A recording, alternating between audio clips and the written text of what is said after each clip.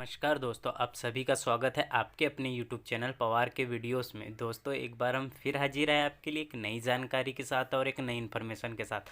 तो दोस्तों, आज हम फिर सेकंड मनोवैज्ञानिक की डिटेल लेकर आ गए हैं। उन्होंने क्या क्या कॉन्सेप्ट दिए थे, क्या क्या किया था उन्होंने उनके जीवन में मनोविज्ञान से रिलेटेड सारी जानकारी लेकर इस वीडियो में हम हाजिर है। तो अभी तक क्या आपने हमारे यूट्यूब चैनल पवार को वीडियोस को दोस्तों सब्सक्राइब नहीं किया तो जल्दी से चैनल को सब्सक्राइब कर लीजिए। हर गवर्नमेंट जॉब से रिलेटेड जानकारी पाने के लिए या ऐसे ही महत्वपूर्ण चीज़ें की जानकारी पाने के लिए तो चैनल को सब्सक्राइब कर लीजिए और पास में बने बेल आइकन को भी प्रेस कर दीजिए। जो भी नए यूजर है चैनल को सब्सक्राइब कर रख लीजिए। चलिए हम जानते हैं क्या है लॉरेंस कोहलरबर्ग का सिद्धांत। दोस्तों, यह एक अमेरिकी मनोवैज्ञानिक थे जो कुछ इस प्रकार दिखते हैं। हम आपको दिखा देते हैं। आप जैसा कि इनको देख पा रहे होंगे कि कुछ इस प्रकार दिखते हैं और यह अमेरिका के मनोवैज्ञानिक थे, पहली बात तो दोस्तों। और फिर आगे हम बात करते हैं तो इन्होंने नैतिक विकास का सिद्धांत दिया था। नैतिक विकास का सिद्धांत दिया था यानी नैतिकता का सिद्धांत दिया था। और दोस्तों, ये नैतिकता क्या होती है तो चलिए हम आपको बताते हैं नैतिकता क्या होती है। यहाँ पर बोला गया नैतिकता क्या होती है तो आप यहाँ पर देख पा रहे होंगे, वह जिसे सही गलत का पता चल सके। यानी दोस्तों, हम जो चीज़ें सोचते हैं और हमारे समाज से सीखते हैं जिसमें हमें सही गलत का पता चल सके उसे ही हम नैतिकता कहते हैं। जैसे कि हमने नेक्स्ट पॉइंट में आपको समझाया है। यहाँ पर आप देख पा रहे हो, ये यहाँ पर ये जो हम बॉक्स के अंदर आपको बता रहे हैं ये दिखाई दे रहा है कि नैतिकता बच्चे अपने सामाजिक परिवेश से सीखता है, ना कि नैतिकता जन्मजात होती है।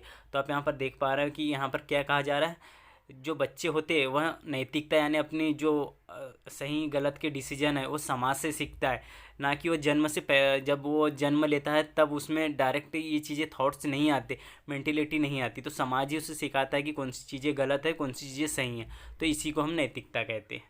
अब इन्होंने उसी के माध्यम से एक हिंज की कहानी, जैसे कि दोस्तों एक व्यक्ति थे हिंज, तो उनकी वाइफ की तबीयत ख़राब हो गई थी। दोस्तों, एक व्यक्ति थे हिंज नाम के, उनकी वाइफ की तबीयत ख़राब हो गई थी। अब वह दवाई एकमात्र केमिस्ट के पास मिलती थी जिन्होंने उसकी खोज की थी। और उनके हिंज के पास इतने पैसे नहीं थे कि वह दवाई खरीद सके। तो उनके पास एक ही था कि वह चोरी कर ले और अपनी बीवी को दवाई देकर उन्हें ठीक कर ले। तो यहाँ पर उनकी नैतिक दुविधा थी कि वह क्या करे। तो हिंज ने क्या किया, और आपको भी सोचना है कि इस टाइम में कैसे डिसीजन लेना है। तो ये नैतिक दुविधा हो गई थी। अगर वह चोरी करता है तो पकड़ा जाएगा और पुलिस के सामने उसे गिरफ्तार कर लिया जाएगा और उस पर कानूनी कार्रवाई की जाएगी। अगर चोरी नहीं करता है तो उसकी वाइफ की मृत्यु हो जाएगी। अगर चोरी कर लेता है तो उसकी वाइफ बच जाएंगी, बट वो पुलिस के हवाले हो जाएगा। इस प्रकार की यह दुविधा में फंस गया। तो हिंज ने क्या किया, लास्ट में चोरी की, अपनी वाइफ को दवाई खिलाई और उन्हें ठीक किया। तो ये नैतिक दुविधा हो जाती। नैतिक तर्कणा, जब वह एक डिसीजन कोई भी ले लेता है दोस्तों, कि हाँ, जैसे इन्होंने ले लिया था हिंज ने कि मुझे दवाई चोरी करना है, अपनी वाइफ को ठीक कराना है, बाकी इसके लास्ट में परिणाम जो भी हो देखे जाए। तो यह नैतिक दुविधा होती है। इस टाइप की कुछ चीज़ों में हमें जो हम नहीं करने पर भी हमें नुकसान होता है, करने पर भी नुकसान होता है। तो ऐसी नैतिक दुविधा में फंसा देना, इस प्रकार की इन्होंने एक कहानी प्रस्तुत की थी। कोहलनबर्ग ने नैतिक अवस्था की 3 अवस्थाएं भी बताई है दोस्तों। कोहलनबर्ग ने जब नैतिक अवस्था का प्रतिपादन किया तो उन्होंने उनकी 3 अवस्थाएं बताई थी। उनमें थी दोस्तों, इसको प्राक नैतिक स्तर की बोल सकते हैं, पूर्व परंपरावादी नैतिक स्तर बोल सकते हैं, जो 4 से 10 साल तक के का होता है। रूढ़िगत परंपरागत नैतिक स्तर यानी रूढ़िगत नैतिक स्तर बोल सकते हैं, परंपरागत नैतिक स्तर इसको बोल सकते हैं, जो 10 से 13 साल तक की होती है। आगे हम बात करें उत्तर रूढ़िगत नैतिक स्तर की, तो आप यहाँ पर देख पा रहे हो 13 से अधिक के लिए होती है। और हम उत्तर परंपरागत नैतिक स्तर भी इसको बोल सकते हैं, इसका मतलब परंपरागत होता है। तो आप इस प्रकार इसको देख सकते हैं। और हर अवस्थाएं की 2 उप अवस्थाएँ होती थी। जैसे कि हमने आपको अभी 3 अवस्थाएं बताई, तो हर एक अवस्था की 2 अवस्थाएं होती थी। तो यहाँ पर 3 अवस्थाएं दी गई है टोटल, तो 3 की हर कोई की 2-2 होकर 6, टोटल इनकी 6 उप अवस्थाएँ होती है। 3 अवस्थाएँ की उप अवस्थाएँ 6 होती है। इस प्रकार हम देख पाएंगे कि पहली अवस्था की प्राक हमने बताया था, या आपको पूर्व परंपरावादी नैतिक स्तर 1 से 4 साल। इनकी पहली अवस्था होती है दंड एवं आज्ञा पालन की, और दूसरी होती है यांत्रिक सापेक्ष, यानी इसमें बच्चा दंड से बचने के लिए हर काम करता है, आज्ञा पालन करता है। इस प्रकार यांत्रिक सापेक्ष वह अपने आप से सोचना, इस प्रकार की इनकी उपावस्थाएं थी। सेकंड की उपावस्थाएं आप यहाँ पर देख पा रहे हो, रूढ़िगत परंपरागत नैतिक स्तर 10 से 13 साल तक की होती है। इसमें अच्छा बनने के लिए उन्मुक्त होता है। कानून व्यवस्था यानी दोस्तों वह सोचता है कि मैं अच्छा बनने की कोशिश करूँ, चाहे लड़का हो या लड़की हो, वो समाज में मैं अच्छा बनूंगा तो मुझे मान सम्मान मिलेगा, इस प्रकार की उसकी सोच रहती है।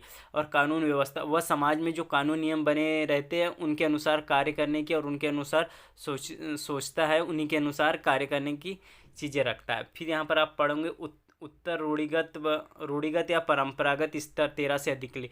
इसमें सामाजिक अनुभव उन्मुक्ता, समाज के बारे में वह समाज के लिए अनुभव करता है। सार्वभौमिक नैतिकता सिद्धांत में भी वह सार्वभौमिक यानी समाज की सभी चीज़ों को और उनको ग्रहण करने की कोशिश करता है। इस प्रकार इनकी टोटल हर अवस्था की 2-2 अवस्था करके यह 6 अवस्था हुई है। यह उसके जीवन में काल में होता है। और कोलंग वर्ग के सिद्धांत की केरोल हमने दोस्तों यहाँ पे हाईलाइटेड नहीं किया, हम बता देते हैं आपको। यहाँ पर आप देख पा रहे हैं केरोल गिलिगन ने इनकी आलोचना भी की है, क्योंकि इन्होंने कहा है कि आपने महिलाओं को क्रम प्राथमिकता दी है, यानी कम प्राथमिकता दी है। केरोल गिलिगन ने इनके सिद्धांत की आलोचना इसलिए की गई है कि इसमें क्या किया गया है, कोलनबर्ग साहब ने, इन्होंने महिलाओं को कम लिया गया है। इसमें जो भी प्रयोग किए और जो सब चीज़ें की है वो पुरुषों पर की है। इस कारण केरोल गिलिगन ने इनको आरोप लगाया है, यानी इनकी आलोचना की है कि इन्होंने महिलाओं को कम प्राथमिकता दी है। आगे तर्क दिया कि महिलाओं और पुरुषों की तुलना नैतिकता अलग अलग प्रकार से होती है, यानी जो व्यक्ति की पुरुष की सोचने समझने की शक्ति है और महिलाओं की सोचने समझने की शक्ति, हर चीज़ में तर्क दिया कि इनकी दोनों की अलग अलग होती, इस कारण इनकी केरोल गिलिगन ने आलोचना की है।